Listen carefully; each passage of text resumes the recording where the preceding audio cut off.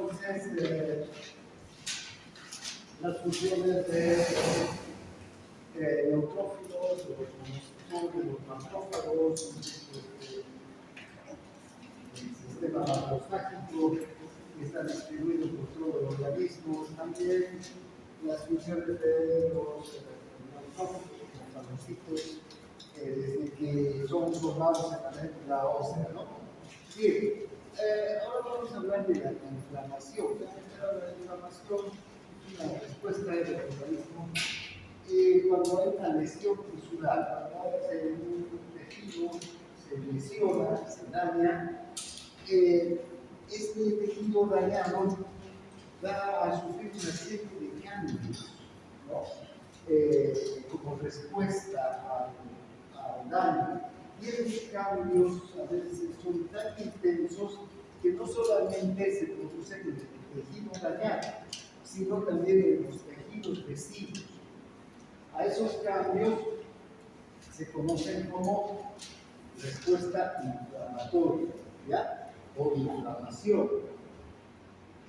¿Cuándo se puede producir un daño en el tejido? Hay muchas causas para que el tejido se dañe. Un golpe, un trauma, un golpe, una herida, una inflamación, una infección producida por bacterias, por virus, por sustancias químicas, el calor, el frío, ¿no?, excesivo puede dañar el tejido y producir una respuesta inflamatoria. Esta respuesta inflamatoria se caracteriza porque todos estos tejidos que han sido dañados liberan una serie de sustancias que se conocen como sustancias proinflamatorias, es decir, que favorecen la inflamación. Entonces, estos cambios espectaculares que se producen en el tejido dañado y en los tejidos vecinos, entonces los vamos a conocer como inflamación. Ahora, ¿qué sucede cuando hay una inflamación? ¿Qué sucede en las células dañadas? Ustedes saben que las membranas celulares están formadas por fosfolípidos, es una capa, ¿no?, química, decimos que hay muchos fosfolípidos, también hay colesterol y las proteínas que lo transportan. Pero en este caso nos interesan los fosfolípidos de la membrana. Cuando la célula se daña, entonces una enzima, bueno, ¿qué se daña? Primero se va a dañar la célula, que es la membrana celular, ¿verdad? Entonces hay una enzima en la membrana celular que se llama la fosfolipasa A2. Esta fosfolipasa A2 se activa y convierte a los fosfolípidos en ácido araquidónico. Este ácido araquidónico además es convertido por otra enzima que se activa también durante los procesos inflamatorios, que es la ciclooxigenasa 2, ¿ya? La COX-2, se la conoce esta enzima. Esta enzima va a transformar el ácido araquidónico en prostaglandinas. Estas prostaglandinas son una serie de sustancias, ¿ya?, que hacen que se produzcan a su vez otras sustancias a partir de las prostaglandinas. Estas prostaglandinas proinflamatorias van a dar lugar a la liberación de histamina, a la formación de interleucinas, de citocinas, de branicilina y un montón de otras sustancias que enseguida vamos a ver participan en la respuesta inflamatoria. Ahora, vean, estas sustancias que se liberan en los tejidos inflamados van a producir cambios espectaculares. Por ejemplo, una primera respuesta de los tejidos a la inflamación es la vasodilatación, ¿no? Los vasos se dilatan de la zona donde ha habido daño, los vasos se van a dilatar. Esa es una acción de la histamina. La histamina es una amina que produce vasodilatación. ¿Y qué va a ocurrir cuando hay vasodilatación? Aumenta el flujo sanguíneo en gran medida y vamos a observar un enrojecimiento de las zonas. Por eso todas las zonas inflamadas a la vista nos dan un aspecto enrojecido, ¿verdad? Luego hay también un aumento de la permeabilidad de los capilares. Los capilares aumentan su permeabilidad. Esto es acción de varias sustancias, pero en especial una que se llama bradicinina. Hace que aumente la permeabilidad. Y si aumenta la permeabilidad del capilar, a través fluye mayor cantidad de líquido a través del poro. Este líquido se le vierte en el intersticio y produce edema. Entonces la zona inflamada se va a edematizar, va a haber hinchazón, está hinchada, ¿verdad? Por eso es que se debe a este edema. Entonces ya tenemos la zona lesionada, está roja, porque hay vasodilatación, está hinchada, porque hay aumento de la permeabilidad capilar, hay fuga de líquido hacia el intersticio, hay edema. Luego, la coagulación de líquido intersticial se da porque también se liberan cantidades excesivas de fibrinógeno y otras proteínas que participan de un proceso de coagulación. ¿Sí? El fibrinógeno activa la coagulación de varias proteínas y si este es el tejido, ¿verdad?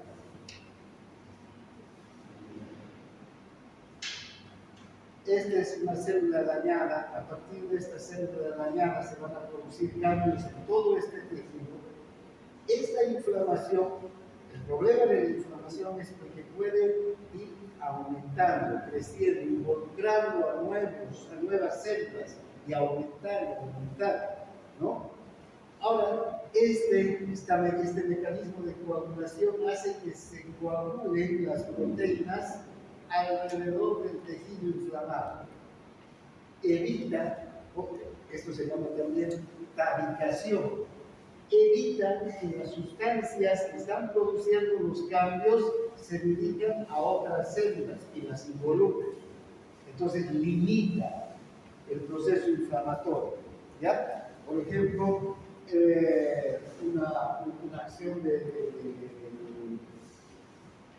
los corticoides también participar de esta tabicación.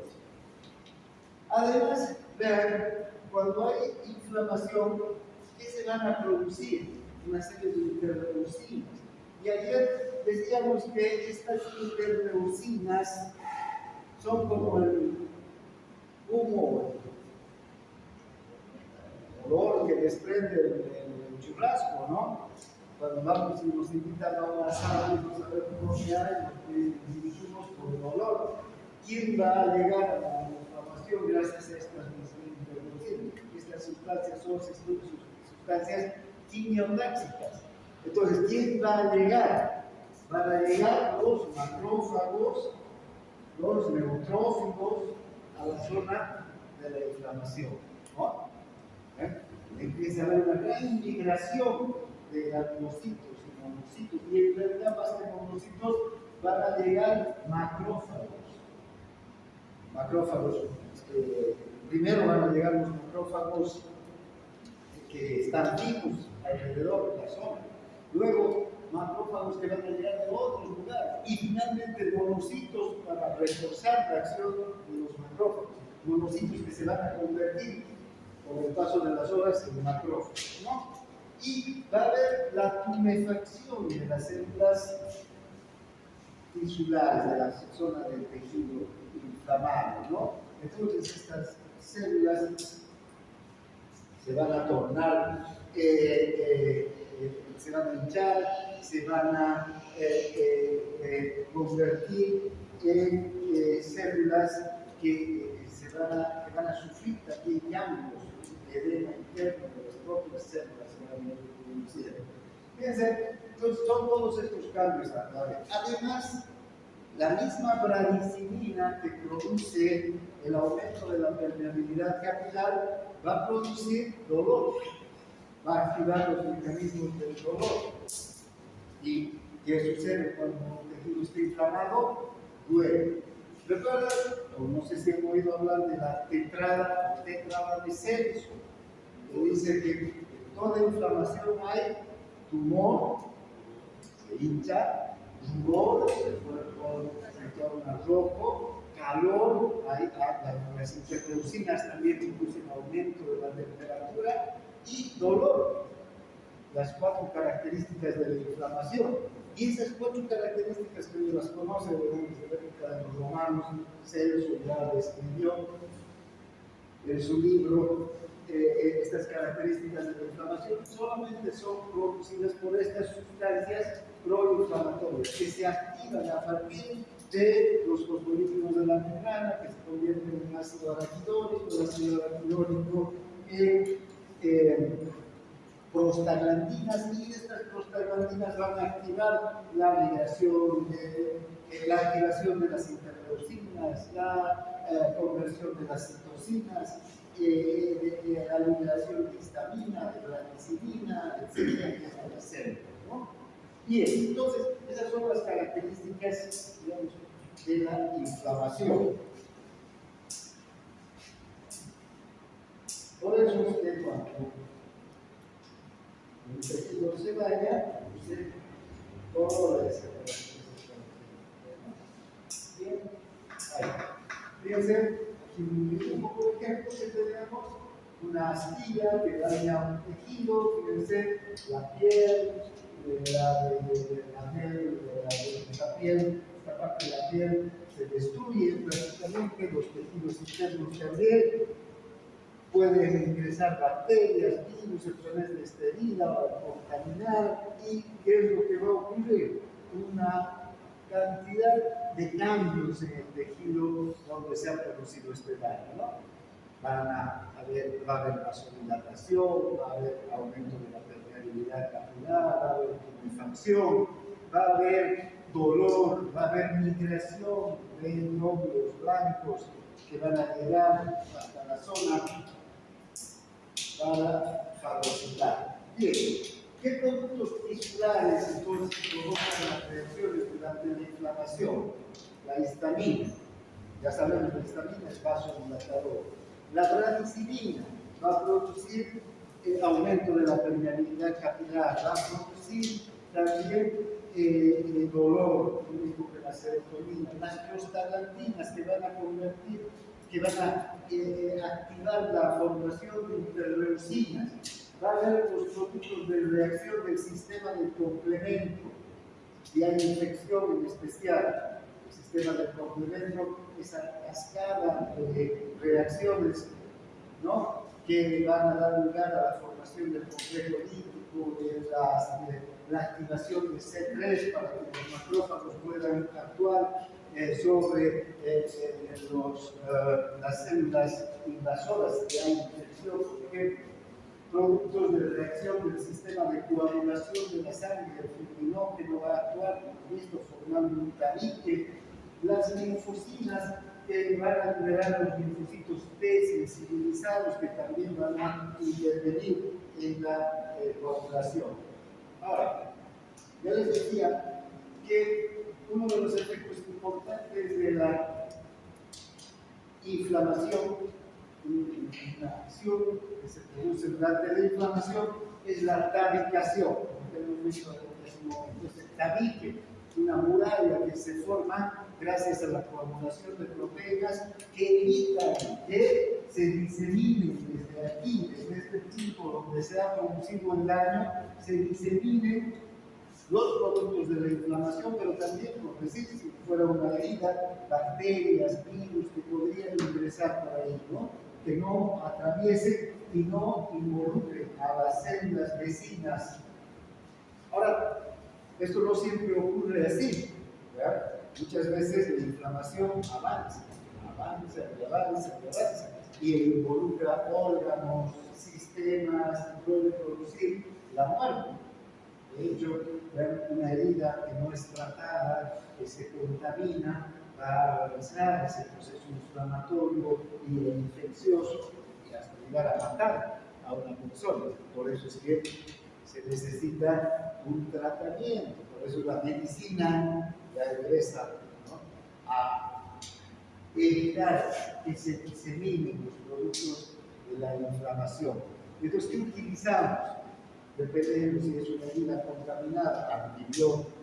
Además, vamos a utilizar antiinflamatorios. ¿Para qué usamos los antiinflamatorios?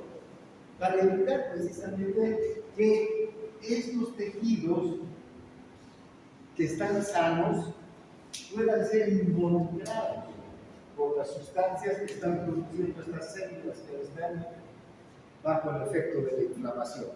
Nosotros usamos antiinflamatorios para evitar que la inflamación siga avanzando.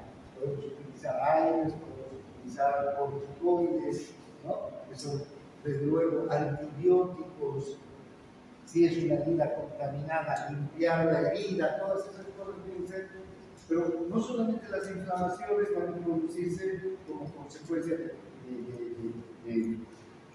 una infección, también, por ejemplo, un proceso, un trauma.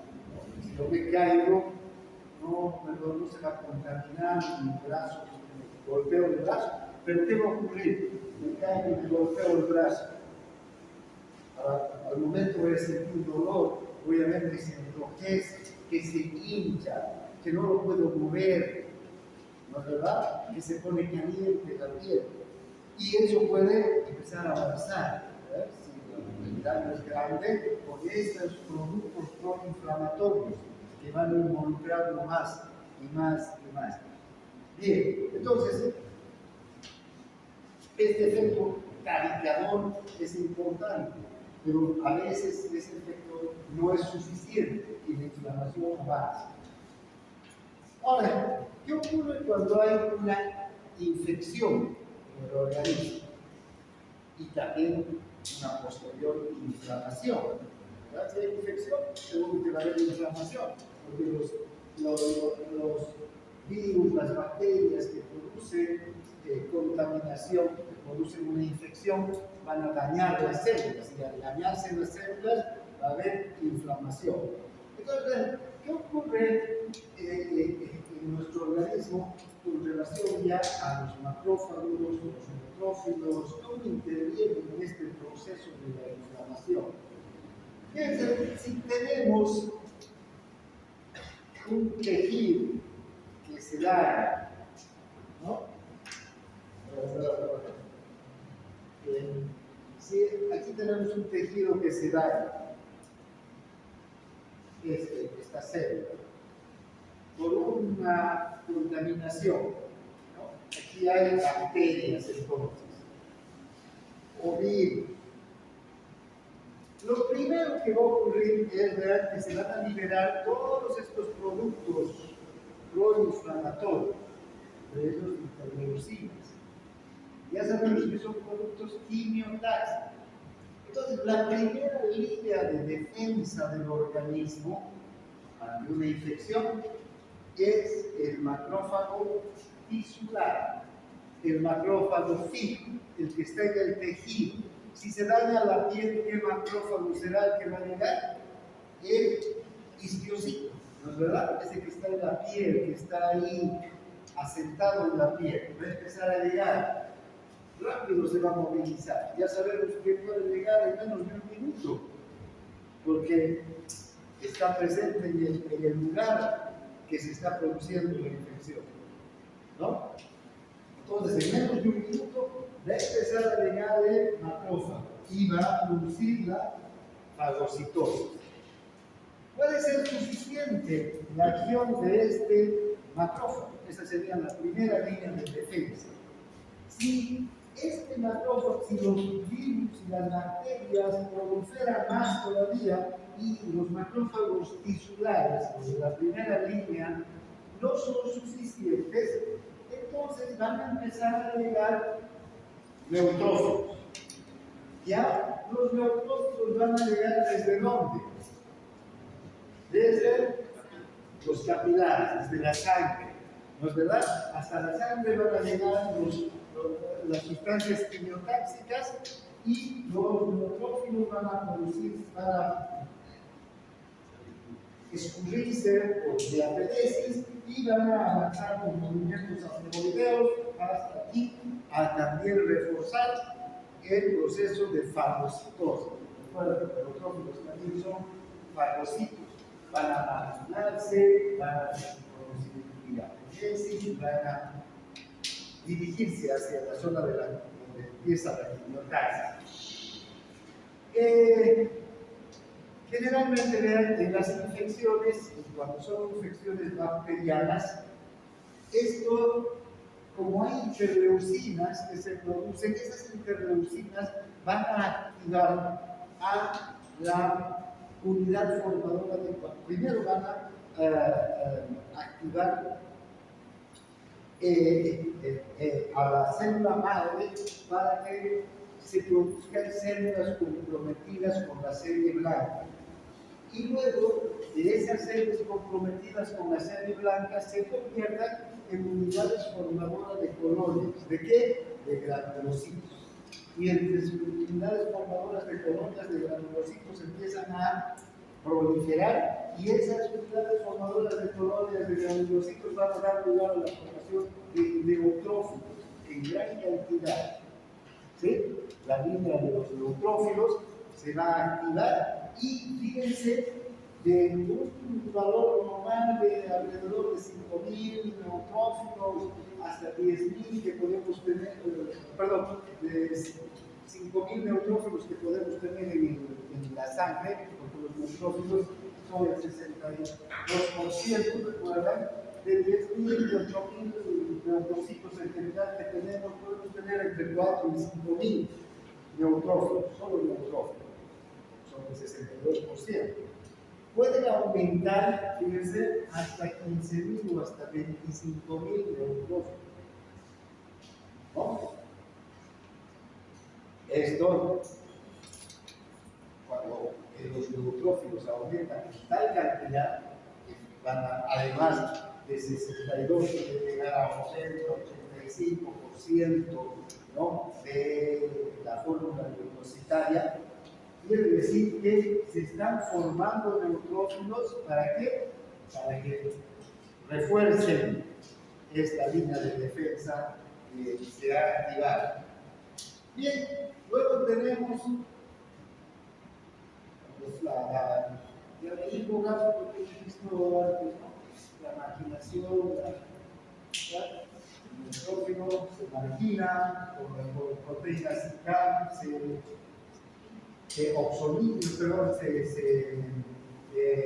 crea enlaces para sujetarse al gluteno y luego a través de la diapéresis ingresa y por la quimiotaxis se dirige a la zona de la inflamación y va a producir la fagocitosis. Bien, ¿cuál es la tercera línea de defensa ahora? Fíjense, los neutrófilos están llegando en gran cantidad ya, pero pueden ser insuficientes. Si la infección es grave, si la cantidad de bacterias supera a esos neutrófilos, digamos, macrófagos del tejido, empiezan a agregar macrófagos de otros tejidos, de lugares más lejanos, e incluso los monocitos que están en la sangre empiezan a salir y empiezan a madurar hasta convertirse en macrófagos. Se acelera este proceso, los monocitos salen de otros lugares donde hay macrófagos aceptados por los tejidos vecinos, estos también empiezan a dirigirse hacia la zona de la inflamación. Esa sería la segunda invasión de macrófagos hacia el tejido inflamado, ¿no? A reforzar la acción de los neutrófilos y también de los macrófagos del propio tejido que están siendo superados. Allí vean los monocitos que empiezan a salir de la sangre, aceleran su proceso de maduración. En 8 o 10 horas ya llegan a madurar cardiovascular para poder activarse.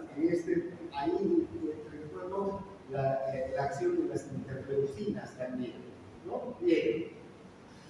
Y finalmente está la cuarta línea de defensa. Tenemos una primera línea, macrófagos tisulares. Segunda línea, neutrófilos que llegan desde los capilares.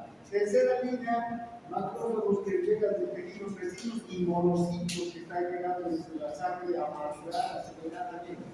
Y finalmente está la cuarta línea de defensa, que es la estimulación intensa de las células precursoras que están en la médula ósea. Estas células empiezan a producir en gran cantidad granulocitos y monocitos para que el organismo disponga de una mayor cantidad todavía de estas dos series.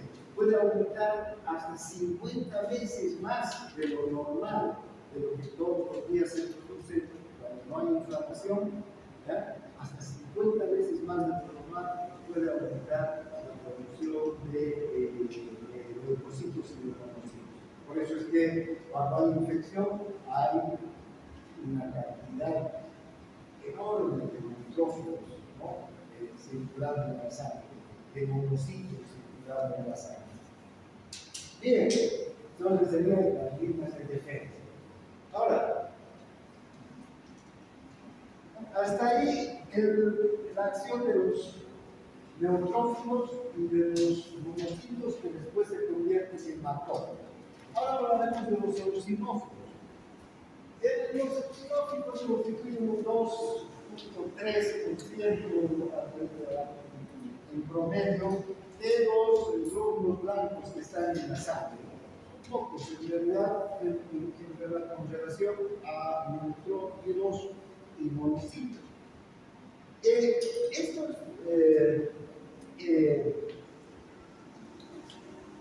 leucocitos, los eosinófilos, también tienen capacidad de fagocitosis. Sin embargo, son muy débiles en su capacidad de fagocitar y casi no se producen en gran cantidad durante las infecciones bacterianas o virales. ¿Cuándo aparecen estos eosinófilos? Cuando el organismo es invadido por parásitos.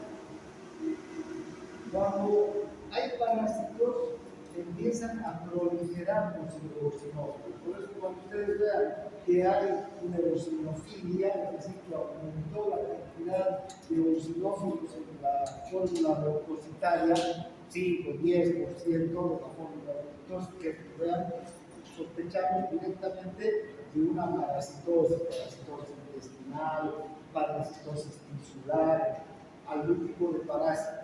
¿Sí?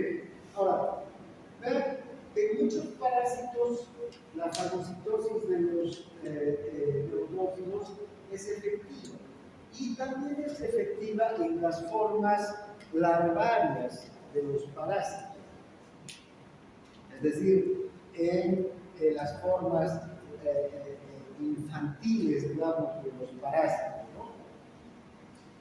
En los quistes de los parásitos.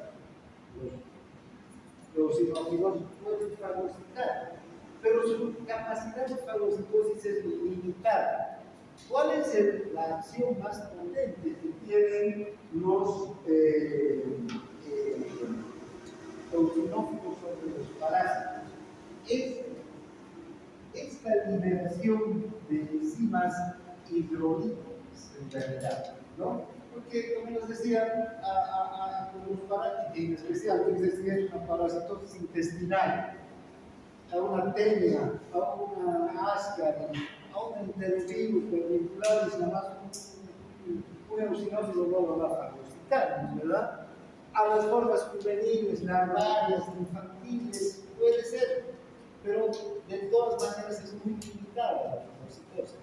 Lo más importante de los eosinófilos es la liberación de estas enzimas hidrolíticas y la liberación de formas reactivas hacia el oxígeno, también enzimas tipo peroxidasa. Estas enzimas son tóxicas y atacan con mucho más efectividad a los parásitos, incluso a formas adultas de parásitos. Los eosinófilos se adhieren a los parásitos y liberan estas sustancias. ¿Para qué? Para que maten al parásito, ¿no? Hay, además de los propios eosinófilos, los gránulos que tienen en su citoplasma, hay un polifenol muy larvicida, es decir, es capaz de matar las larvas de los parásitos. Entonces, el eosinófilo, y lo tenemos, tiene estos gránulos, donde están cargados de qué? Están esos gránulos? De enzimas hidrolíticas, de enzimas de tipo peroxidasas y larvicidas, sustancias o péptidos que pueden matar a las larvas de los parásitos. Esa es la forma en la que nos defendemos, digamos, de los parásitos. Bien.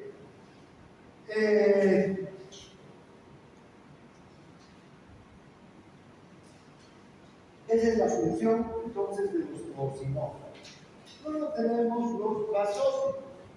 Estos basófilos, en realidad, se forman en la médula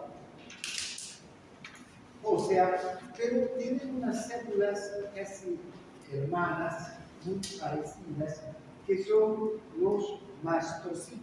Y los mastocitos están en el tejido, son células insulares en los tejidos. Los mastocitos y los basófilos tienen una característica, que tienen una gran cantidad de gránulos en su citoplasma. Estos gránulos están cargadas ya no de enzimas hidrolíticas o grasas o peroxidasas, sino de histamina, bradicilina y serotonina. Cuando actúan estas sustancias, cuando hay una reacción alérgica, cuando un alérgeno ingresa en el organismo, y si el organismo es susceptible a ese alérgeno, por ejemplo, hay quienes son alérgicos al polen, hay quienes son alérgicos al pelo de gato, hay quienes son alérgicos al polvo, hay quienes son alérgicos a los metales, ¿no es verdad? Se pone una cadena de metal de cobre, de bronce, no sé, se produce una reacción alérgica, se reconstruye el cuerpo, o un anillo, un arete, pueden producir reacciones alérgicas. Hay personas que son alérgicas a comidas, a alimentos. Incluso hay personas que tienen reacciones alérgicas por el estrés. ¿Ven? O sea, la respuesta alérgica puede ser a diferentes tipos de sustancias o de situaciones. Entonces, ¿qué ocurre cuando hay una respuesta alérgica? Se activa el sistema inmunológico y se produce un anticuerpo. ¿Sí? La inmunoglobulina E. Vamos a hablar después de los anticuerpos. Vamos a ver que hay la inmunoglobulina A, la inmunoglobulina G, la inmunoglobulina L, la inmunoglobulina E. Esta inmunoglobulina E se activa en el sistema inmunológico. Es un anticuerpo. Y estos basófilos tienen un receptor específico para la inmunoglobulina E. Cuando la IgE entonces se libera, se une a este receptor.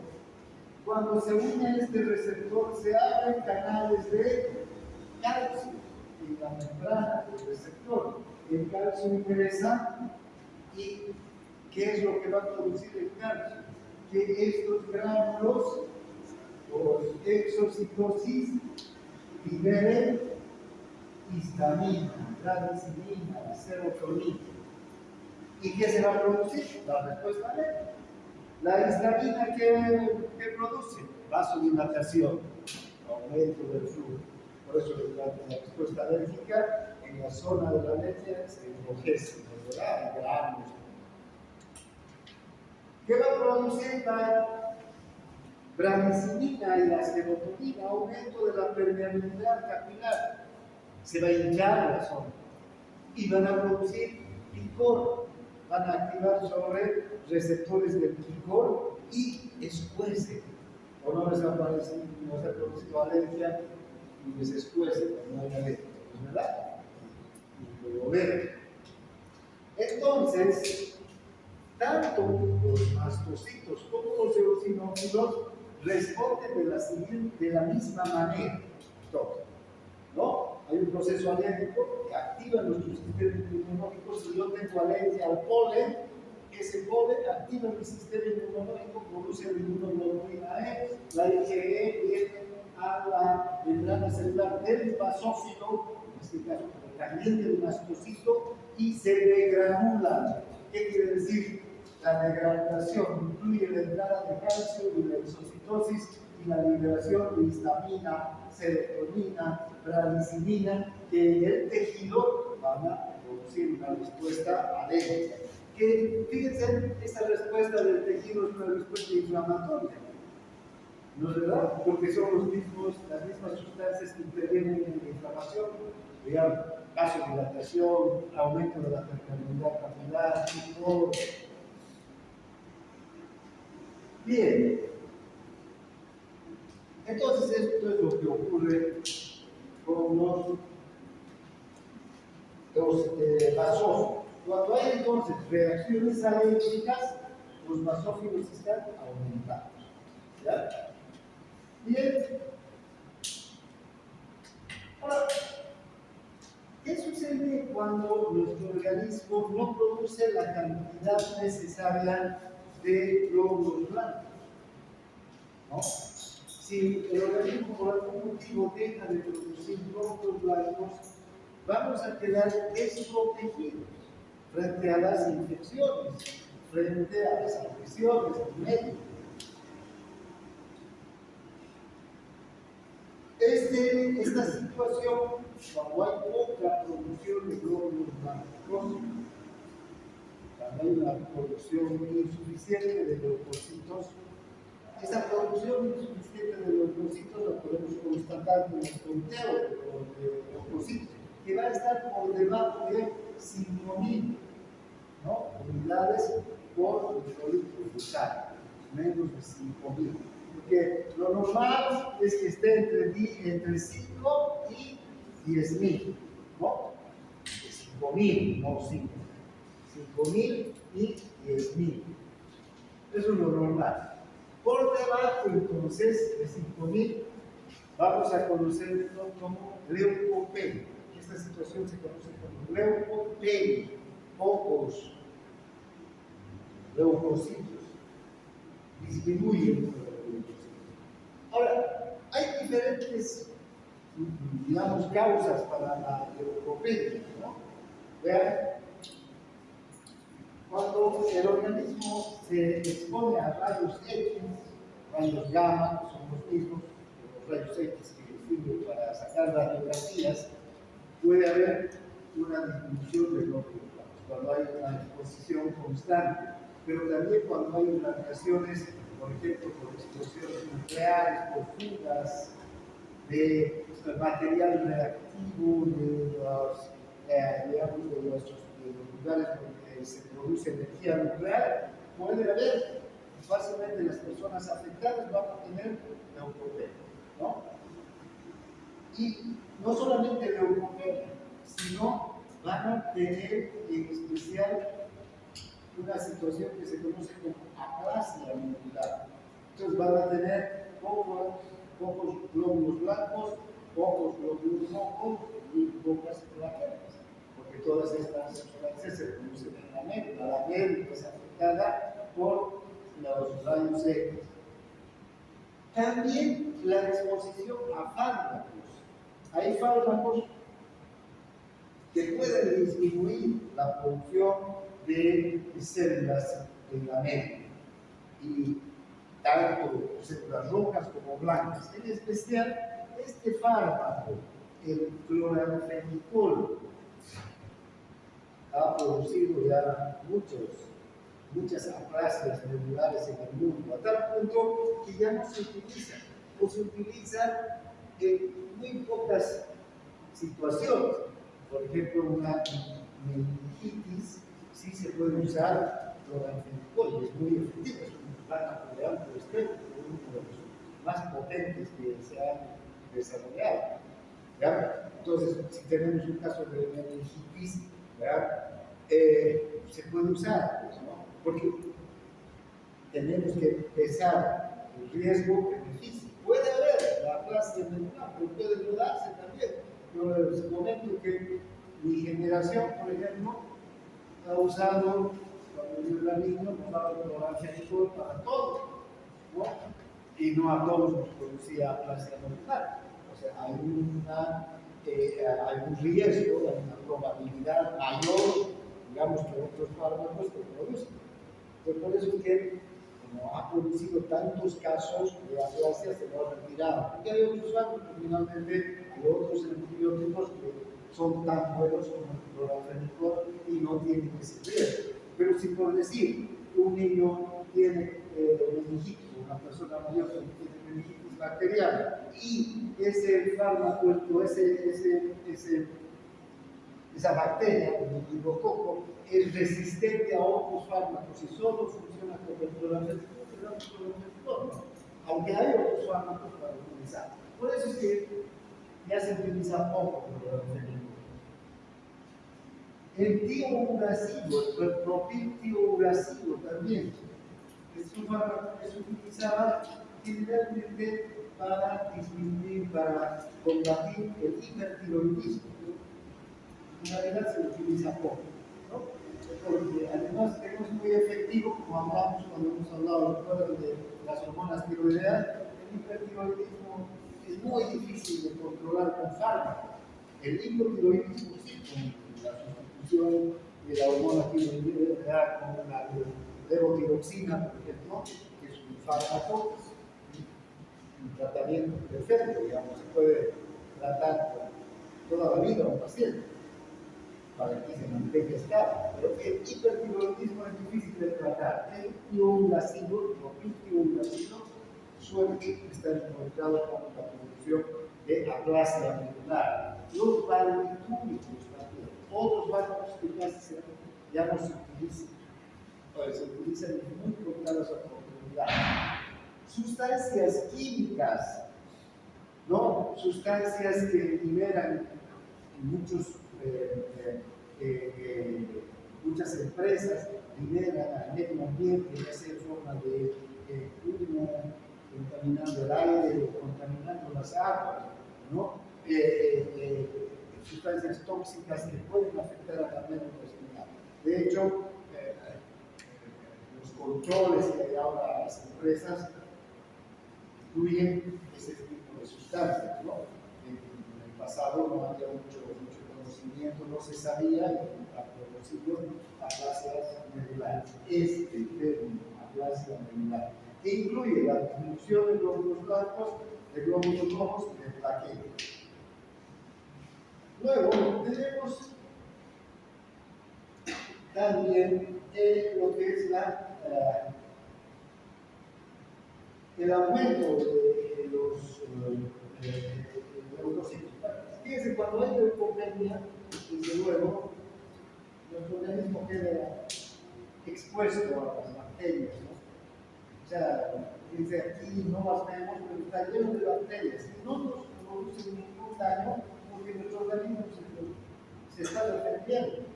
Tenemos los macrófagos alveolares, tenemos los monocitos, que no nos preocupamos siquiera de esas bacterias que rodean, que respiramos, cortamos. Pero si no tuviéramos a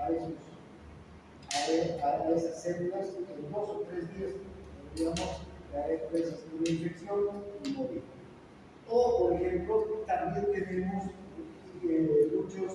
muchas bacterias que conviven con nosotros, las llamadas bacterias samplóficas. Están en el aparato digestivo, en el aparato genital, en el aparato circulatorio. Son son bacterias que no nos producen enfermedades, pero si no quedan nuestros mecanismos de defensa, inmediatamente van a producir enfermedades. No quedan. Luego tenemos la leucemia, que va a producir una cantidad descontrolada de leucocitos.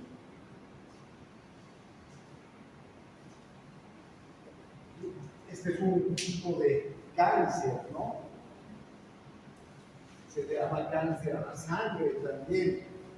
Entonces, durante estos procesos de leucemia, la médula roja se altera, deja de producción, de producir una cantidad, digamos, adecuada de leucocitos y empieza a producir una gran cantidad de manera descontrolada, ya no por el estímulo de la infección, de las interleucinas, etc.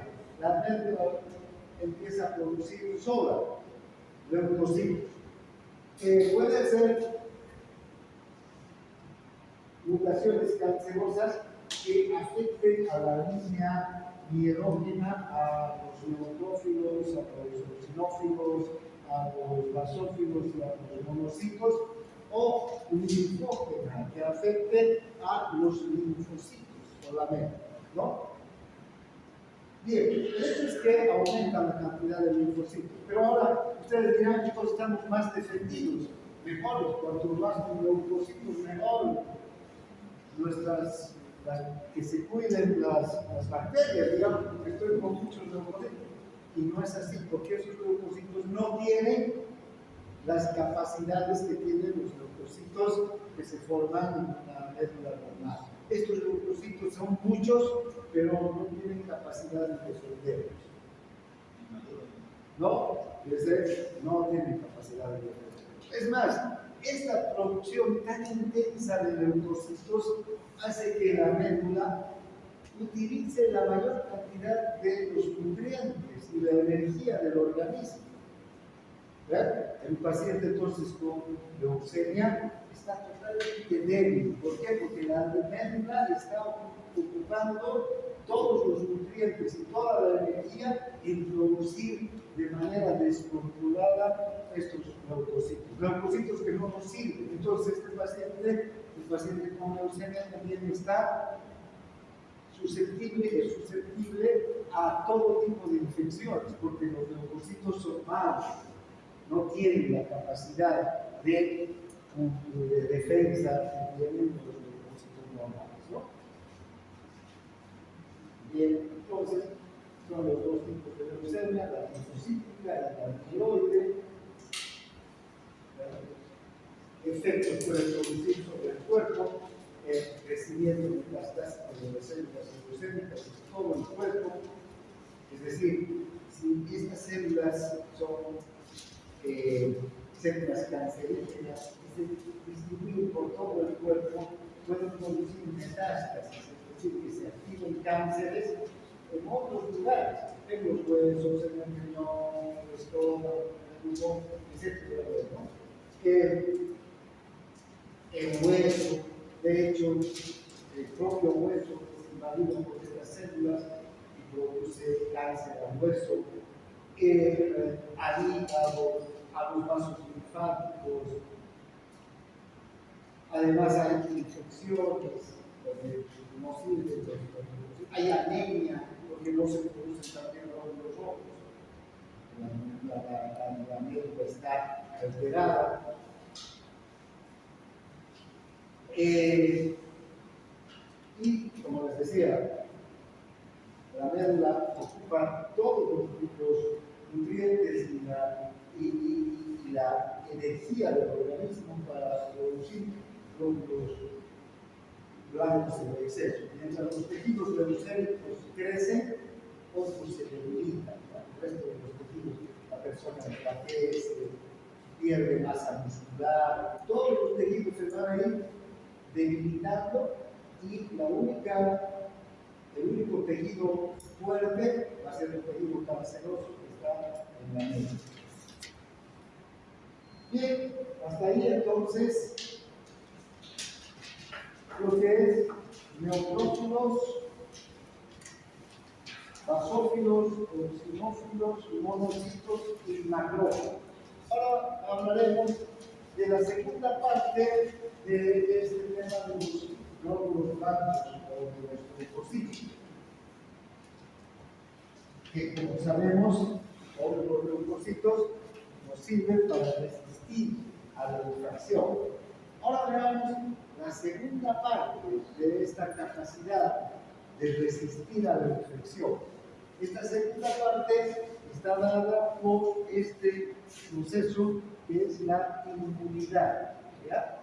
Y vamos a volver a hablar de la alergia, porque la alergia involucra al sistema inmunológico, como hemos tocado hace un momento. ¿Ya? ¿Qué es lo que degranula el mastocito? ¿Qué es lo que degranula al basófilo? La inmunoglobulina E. Entonces, la inmunoglobulina E es un anticuerpo que se produce en el sistema inmunológico. Bien, ahora hablaremos de los linfocitos, que son los que van a participar de la inmunidad. Ahora, cuando hablamos de inmunidad, nos estamos refiriendo a la capacidad que tiene el cuerpo humano de resistir casi todos los tipos de microorganismos y toxinas que tienden a lesionar los tejidos y órganos. Fíjense, la inmunidad dice que es la capacidad que tiene nuestro cuerpo de resistir a casi todos los microorganismos, las toxinas, ¿no?, que puedan lesionarnos. En el anterior punto, cuando hemos hablado de neutrófilos, basófilos, hemos visto que estos neutrófilos, que estos macrófagos pueden ser vencidos.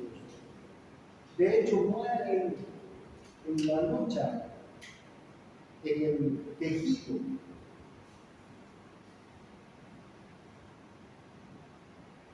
En el caso de la inmunidad, este sí es un sistema tremendamente efectivo. Si no hubiera el sistema inmunológico, que es capaz de resistir casi todos, no todos, pero casi todos los microorganismos, si no hubiera este sistema inmunológico, no hubiéramos evolucionado como especie, o sea, no hubiera habido nunca la especie humana. Ni hubiera habido ninguna otra especie que si no hubiera desarrollado su propio mecanismo de inmunidad. Entonces, todas las especies tienen sus mecanismos de inmunidad para poder sobrevivir. Así, si tenemos la especie A, la especie B, la especie C, la especie D, la E, la X y la Z, por decir, todas las especies luchamos ¿por qué? Por sobrevivir, ¿no es verdad? Todas luchamos. Y una cosa interesante es que cada especie ve en la otra especie su oportunidad para sobrevivir. Una bacteria, cuando nos invade, ¿qué está haciendo? Está respondiendo a la ley de la biología nomás, ¿no? De sobrevivir, reproducirse, sobrevivir como especie. Eso está haciendo. Y cuando nosotros nos defendemos de una bacteria, estamos también obedeciendo a esa ley de sobrevivir como especie. Y el perro, el gato y todos los animales y todos los seres vivos tienen sus mecanismos de sobrevivencia y ven en las otras especies la posibilidad de sobrevivir. Nosotros, ¿en qué especies vemos la posibilidad de sobrevivir? En las plantas, en los animales que comemos. Las bacterias que ven, nosotros también comemos, nosotros vemos a una vaca o vemos a un coliflor, ¿o no? Así de simple. Las bacterias tienen que sobrevivir, entonces ¿dónde se reproducen? En nuestro organismo. Entonces, para podernos desarrollar todas las especies, hemos tenido que evolucionar, para poder evolucionar y desarrollar, hemos tenido que desarrollar estos sistemas inmunológicos que sean casi efectivos, o sea, que sean efectivos contra casi todo tipo de infecciones. Vean, nos hemos encontrado con el coronavirus, ¿no? Que un virus nuevo, por lo menos, eso es lo que se supone, es un virus nuevo.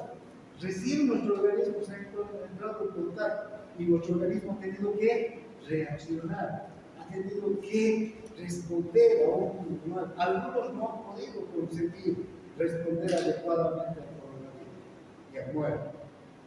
Otros han respondido relativamente bien y les ha quedado algún problema, todavía siguen habiendo problemas, complicaciones. Y hay otros que han respondido perfectamente, como si nada, ¿no? Ha pasado la primera ola, la segunda, yo conozco gente que se ha enfermado en todas las olas y no ha pasado nada, está bienísimo, no tiene nada. Gracias a este sistema inmunológico que es capaz de responder ante las agresiones. Ahora,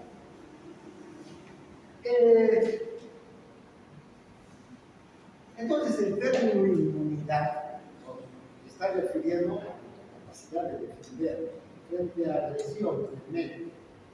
Ahora, esta inmunidad, sin embargo, este término inmunidad es muy general, porque puede haber una inmunidad innata y una inmunidad adquirida. La inmunidad innata es la que se debe a procesos generales en lugar de a procesos dirigidos contra microorganismos específicos. Estos procesos generales son esos que tiene nuestro organismo y que están dirigidos a defendernos contra todos los microorganismos. Viene un virus y un neutrófilo o un macrófago se pueden encargar de ir contra ese virus. Viene el mismo macrófago y el mismo neutrófilo se pueden encargar de ir contra ese virus. Viene una bacteria, el mismo macrófago y el mismo neutrófilo se encargan de ir a combatir a ese virus. Esos son procesos generales. Los leucocitos, entonces, en especial los neutrófilos y los macrófagos generales, tisulares, mediante la fagocitosis que acabamos de ver, responden a estas características de inmunidad innata. Quiere decir que nacemos. Fíjense, innato quiere decir que ya desde que nacemos tenemos esa inmunidad. La destrucción de microorganismos ingeridos por las secreciones ácidas del estómago y las enzimas también. Vean, cuando nosotros nos alimentamos, por ejemplo, podemos comer una manzana. ¿Alguna vez ha comido una manzana que esté no muy bien lavada o que tenga unos golpes medio amarilla por ahí? No los hemos comido. Fíjense, si no tuviéramos esos ácidos y enzimas en el estómago, capaz que nos produciera una infección. Pero como tenemos esos ácidos y esas enzimas, acaban con una carga bacteriana pequeña, que no es importante. La resistencia de la piel. La piel es un tejido totalmente impermeable. No atraviesa una bacteria, un virus, nuestra piel, a no ser que esté dañada. Pero después la piel es una capa que nos protege de todo el medio ambiente. La presencia en la sangre, además de ciertos compuestos que se unen a los microorganismos, lisocimas, polipéptidos básicos que inactivan bacterias, el complejo del complemento, linfocitos naturales asesinos que son capaces de reconocer cualquier tipo de sustancia extraña y dirigirse contra esa sustancia. Fíjense la cantidad de mecanismos de inmunidad innata. Nacemos con esto desde el momento en el que nos concebimos, en realidad empezamos a tener esta inmunidad. Esta inmunidad es importante, como hemos visto, acabamos de ver neutrófilos y macrófagos, ¿no? Cómo son de voraces, cómo defienden nuestro organismo. Pero si no tuviéramos el sistema de inmunidad adquirida, no podríamos sobrevivir. Esto es apenas una parte. Los animales hemos tenido que desarrollar esta inmunidad adquirida. No nacemos con este mecanismo, este se forma. Y fíjense, es la capacidad de desarrollar una inmunidad específica, extremadamente potente frente a microorganismos invasores individuales, como bacterias, virus, toxinas frontales e incluso cualquier otra sustancia extraña que llegue al organismo, como la sangre, por ejemplo, de alguien que nos transfunde y no es del mismo tipo, ¿ya? Nuestro organismo reacciona frente a esa sangre, o a los tejidos también. Bien, esto se debe a un sistema inmunitario especial que forma anticuerpos y que también forma linfocitos activados, que atacan y destruyen de forma específica a bacterias específicas y toxinas. ¿Qué quiere decir eso? Vean, que nuestro organismo tiene la capacidad, la inmunidad innata de defenderse contra todas las bacterias. Pero es insuficiente esa capacidad innata. Para que realmente sea efectivo, nuestro organismo tiene que exponerse primero a una enfermedad. Exponerse. Nuestros glóbulos blancos y los linfocitos en especial tienen que encontrarse con la bacteria o el virus, interactuar. Luego de interactuar, el glóbulo blanco, el linfocito, no va a matar directamente a esta bacteria. ¿Sí? Lo que va a hacer es desarrollar la capacidad para matar a esta bacteria A. Y esa capacidad para matar a esta bacteria A está dada por los linfocitos B, que por ejemplo van a desarrollar anticuerpos que solamente son capaces de matar a la bacteria A. También se van a desarrollar linfocitos T que solamente pueden reconocer a esta bacteria A y matarla. Entonces sí tenemos un sistema específico contra la bacteria A. Esos no permiten que esta bacteria A se desarrolle, que prolifere ni nada. Muere en el acto cuando ingresa a nuestro organismo, cuando ya se ha desarrollado este mecanismo. Si hay una bacteria B, estos linfocitos, tanto anticuerpos como linfocitos T activados, no le van a hacer nada a esta bacteria B. Son tremendamente potentes contra la A, pero nada contra la B. La B nos puede matar. Entonces, tiene que venir otro linfocito para desarrollar un sistema específico, ¿cómo dicen? Específico, ¿no? Tiene que desarrollar un mecanismo específico contra la bacteria B o contra el virus C, otro linfocito. Entonces, fíjense, este mecanismo necesita de una exposición previa. Previamente hay que exponerse al virus, a la bacteria, a la toxina. Y el sistema inmunológico desarrolla los mecanismos adecuados, que son potentísimos, como vamos a ver a lo largo de este tema. De hecho, vean, esta protección extrema que nos confiere este mecanismo de desarrollar linfocitos T y anticuerpos específicos para una bacteria, vean, que nos protegen al 100% de una enfermedad, es utilizado para este proceso terapéutico de la vacunación. ¿Vale? Cuando se vacuna, ¿qué se hace? Se introduce el mismo virus, la misma bacteria que produce la enfermedad, para que nuestro sistema inmunológico lo reconozca, forme linfocitos T, forma anticuerpos contra esa bacteria. Cuando la bacteria salvaje nos invade, ya tenemos esos linfocitos, ya tenemos esos anticuerpos. Ahora, la vacuna no incluye al virus o a la bacteria entera, ¿no? Sino partes del virus y de la bacteria. Partes, o al virus o a la bacteria inactivos o muertos en algunos casos. ¿Qué es lo que reconoce el sistema inmunológico? A ver, fíjense, ya el otro día hablamos de esto,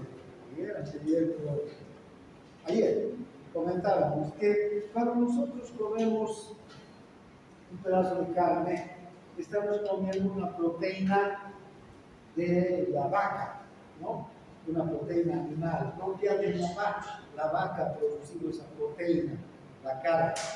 Si como un pedazo de no sé, un frijol, estoy comiendo una proteína vegetal que ha producido la plantita de frijol, tomando los materiales de la tierra. Esa proteína o los hidratos de carbono también que consumo, que han sido producidos por animales o plantas, han sido desarrollados gracias a el código genético de esa planta, de ese animal. Y entonces esas bacterias tienen una esas proteínas tienen el código genético, están hechas en base al código genético de la vaca o del frijol. ¿Sí? Ahora, cuando yo como, ¿qué es lo que ocurre? En el intestino, esa proteína, este polipéptido que es de la vaca, la carne de vaca, es hidrolizada y solamente aprovecho ¿qué? El aminoácido. Entra el aminoácido al organismo y esta es una célula nuestra, ¿sí? Este aminoácido llega aquí y ¿quién va a producir una proteína propia? Los ribosomas en base a nuestro código genético. Entonces, todas nuestras células están producidas en base a nuestro propio código genético. ¿Sí? Si entra al organismo, a la circulación, a la sangre, la proteína de la vaca, que está, no el aminoácido, sino la proteína entera, ahí el sistema inmunológico puede reconocer a la proteína que no es propia y desencadenar una respuesta agresiva para matar a esa proteína. ¿Se entiende, no? Porque no es propia. Está reconociendo el sistema inmunológico algo extraño a nuestro organismo. Cuando entran las bacterias, entonces una bacteria, ¿qué tiene una bacteria? Tiene su capa lipídica, sus medios de transporte, ¿no es verdad? Que son proteínas, tienen proteínas en el interior de la célula, sus propias proteínas que han sido desarrolladas con su código genético. Entonces, esa bacteria, cuando ingresa a nuestro organismo, es extraña y nuestro sistema inmunológico la reconoce como extraña. Si entra la bacteria viva, entonces la va a reconocer. Pero fíjense el proceso de vacunación que hace. Toma solamente una partecita, la parte que caracteriza genéticamente a esta bacteria. ¿Sí? O puede ser como la bacteria muerta o aplacada, o solamente una partecita donde está una fracción del código genético de esta bacteria. Entonces, cuando ingresa a nuestro organismo la vacuna, ¿qué hace nuestro sistema inmunológico? Reconoce esta parte y forma anticuerpos, forma linfocitos T para esta bacteria. Cuando la bacteria entera, viva, ingresa a nuestro organismo a querernos enfermar, ya el organismo lo reconoce, el sistema inmunológico reconoce, esta es la proteína, y empieza a enviar linfocitos T y anticuerpos contra esa bacteria. Fíjense lo efectivo, es como si se tuviera un ejército para cada, digamos, bacteria. Ya no son todos los glóbulos blancos, todos los neutrófilos, los macrófagos que se movilizan. Aquí ya son linfocitos T y anticuerpos que se movilizan solo para matar a esta bacteria. Ese es el sistema inmunológico. ¿Qué hora es? Hablaremos un poco. Todavía no llegó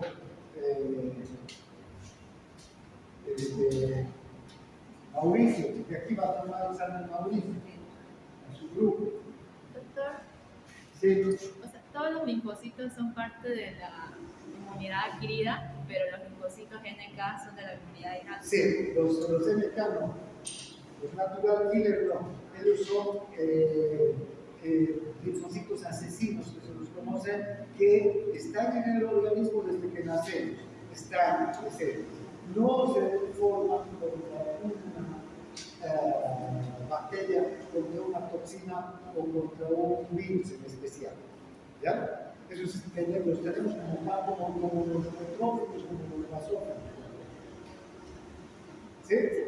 Bien. Ahora, ¿cuáles son los tipos básicos de inmunidad adquirida entonces? Tenemos dos tipos básicos de inmunidad adquirida.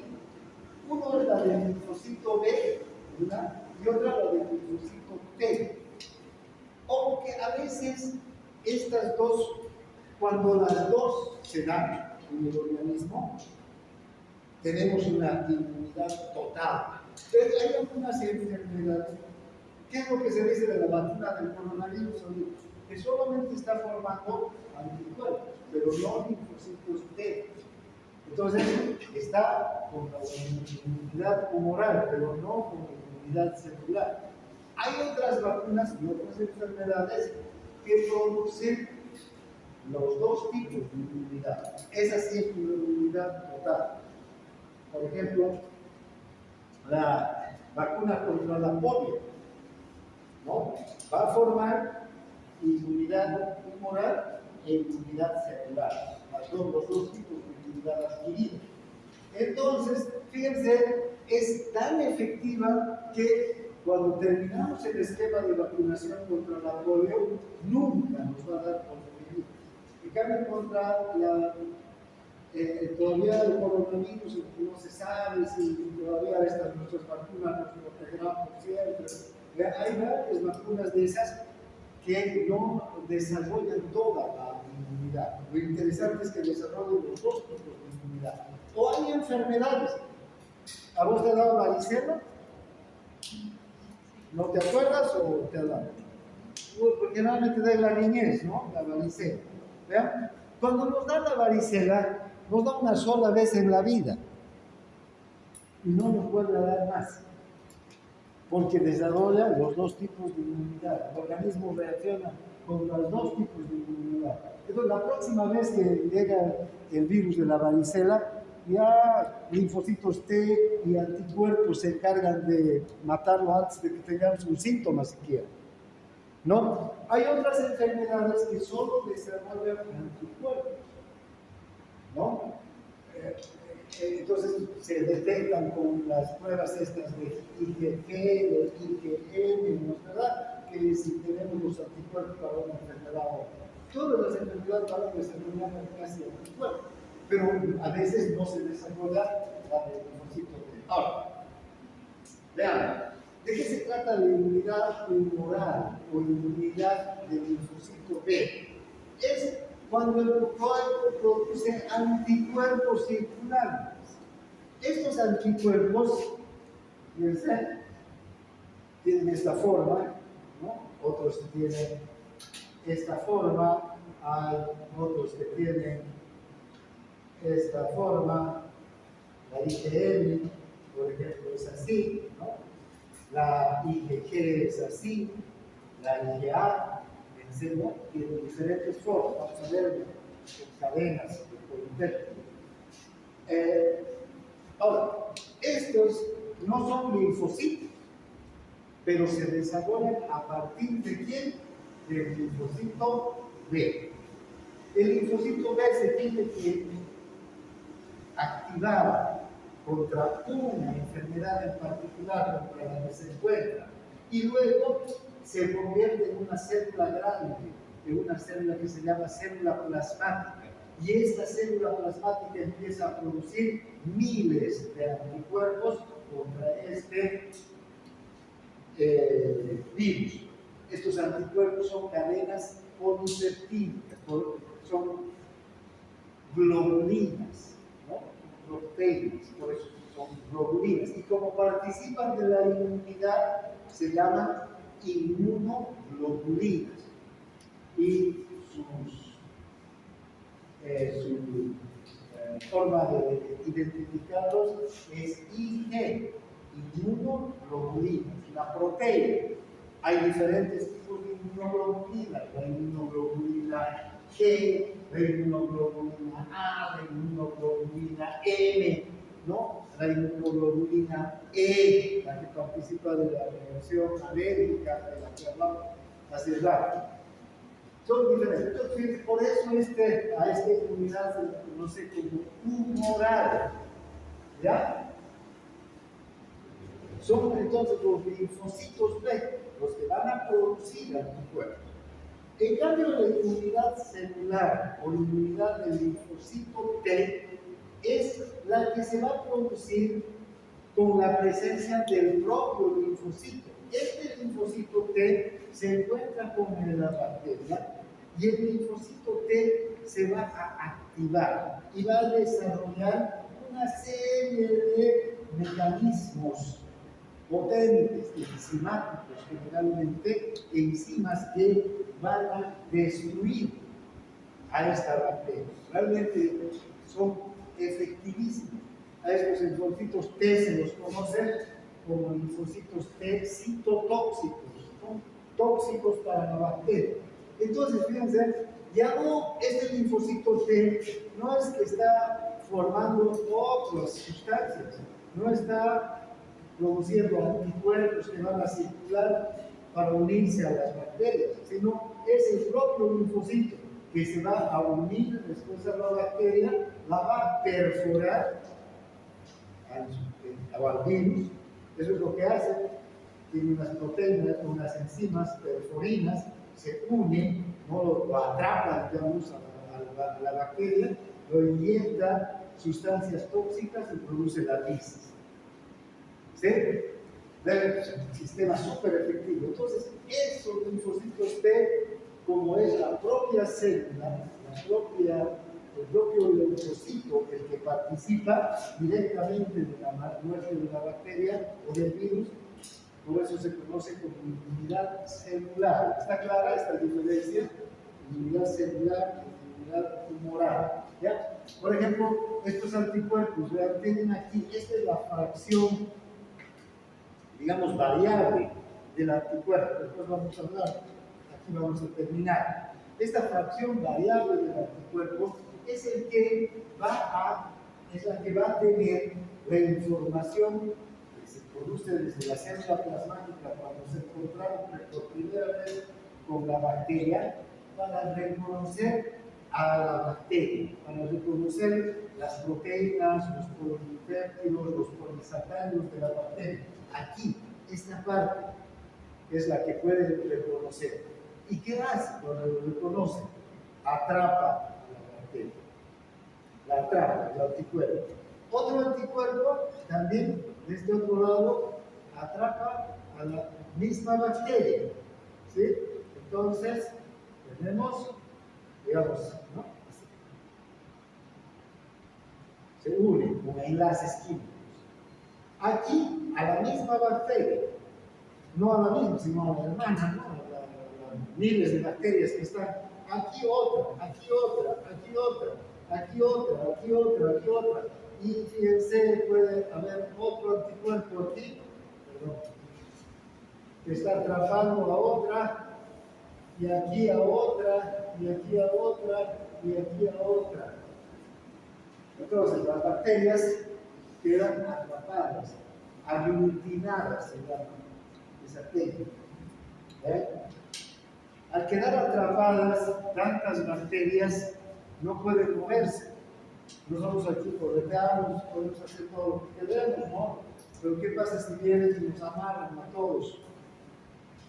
No podemos mover. Quedan inmovilizadas las bacterias. ¿Listas para qué? Para morir. Por eso es que efectivos son estos sistemas de los anticuerpos. Vamos a estudiar en detalle la próxima clase. Aquí vamos a ayudar con el tema de inmunidad. Dejaremos acá ya para entrar, hablando de lo que es un antígeno, lo que son los